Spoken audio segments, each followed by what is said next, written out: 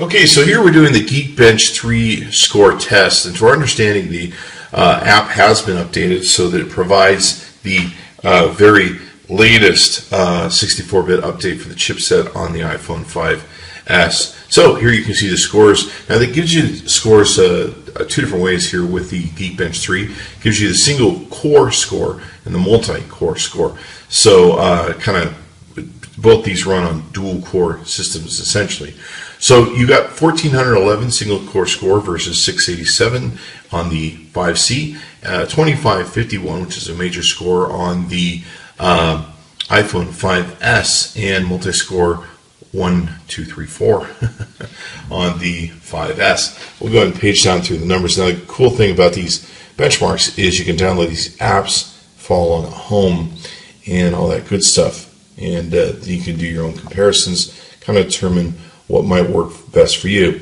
Now, I don't worry about these individual scores. You're welcome to review them if you so choose, but I don't put a lot of stock into them. I mostly look at the overall score. Some people like these, so we'll page down through them, and you can pause the video at any time if that's your thing that you like to see on the scores and all that good stuff and how they measure up.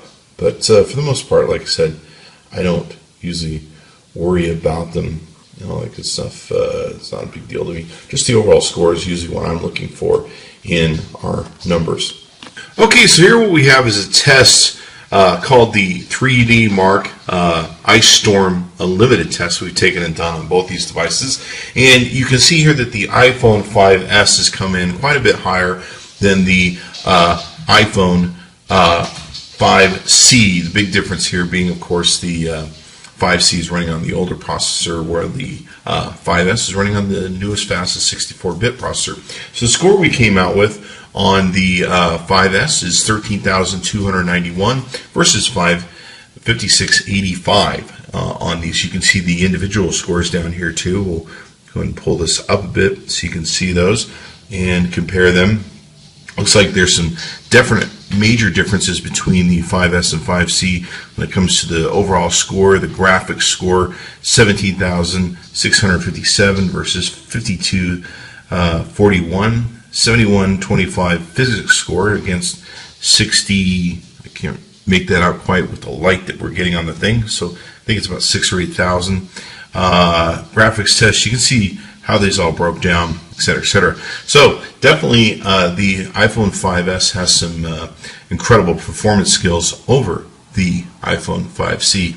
Okay, so you can see we've ran the performance test mobile version 1.1 app on the device. This is a great benchmarking app you can download on the Android product if you want to test your Android product against these. So the performance test for the system came out at 5280 for the 5S versus the 5C, 3572. And of course, we're going to page down through some of this other data and see how the specs broken down. On the CPU, we got 36,009 on the 5S, and on the 5C, 25,010.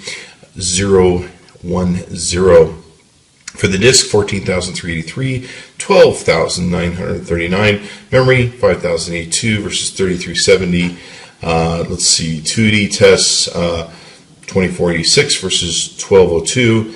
And the 3D graphics test, 1923 versus 1806. So it's really not that bad of a phone or that big of a difference between these two. It depends on how you want to look at it and whether it's worthy of you to upgrade to the higher phone module. Okay, so here we have the GFX benchmark. It used to be, I believe it was called the GL benchmark back in the day. So this is a very popular benchmarking app that you can use.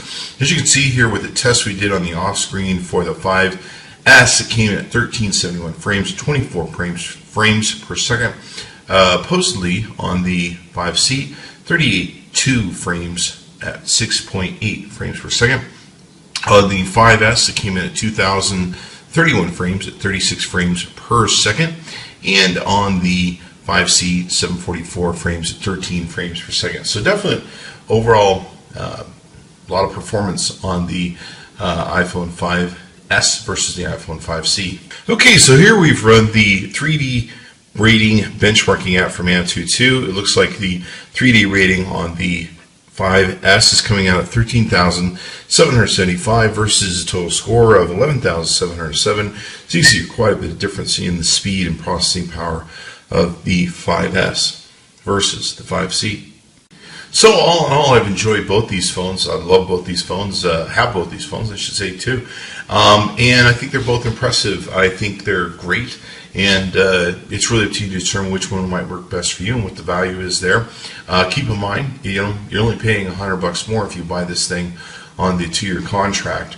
And it seems to me like a lot of the features that are on the iPhone 5S are worth the $100 that you would pay for it. But it's really up to you and what you decide to do. So you can go to AT&T.com. Our good friends there with the fastest download and upload speeds. Let them know Chris Voss sent you. And check them out. Be sure to order up one of your favorite iPhones or whatever products you like there on their website. Give us a like. Subscribe to us on YouTube. Be sure to stay tuned. We're going to be reviewing all of these phones with all the major phone versus phones that are out there in the marketplace, so you definitely want to tune in so you can see how that works. Thanks for coming by to ChrisVossShow.com. Be sure to check back in often.